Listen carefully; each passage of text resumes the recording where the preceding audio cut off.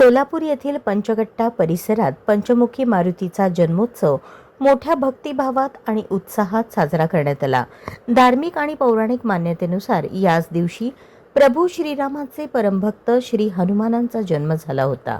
त्यामुळे या दिवसाला विशेष पवित्र महत्त्व असून भाविक मोठ्या श्रद्धेने मारुती रायाची पूजा करतात। हनुमानाची कृपा लाभल्यास आयुष्यातील अडचणी, संकटे आणि नकारात्मक शक्ती दूर होतात अशी भक्तांची श्रद्धा आहे। या निमित्ताने मंदिर परिसर आकर्षक फुलांनी आणि विद्युत रोषणाईने सजवण्यात आला होता। दिवसभर हरिनामाचा गजर, टाळ मृदुंगाच्या निनादात भक्तिरसाचा उत्सव रंगला। अनेक भाविकांनी महाप्रसादाचा लाभ घेतला।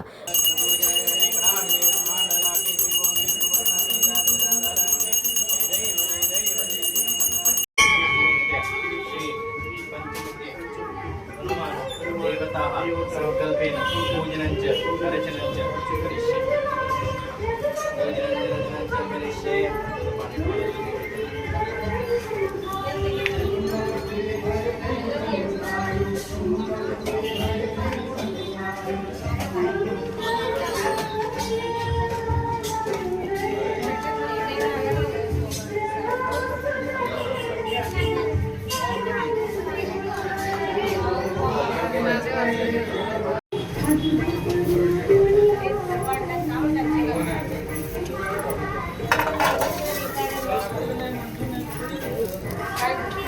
आहे आज पहाटे 4ला पूजा सुरुवात झालेली आहे।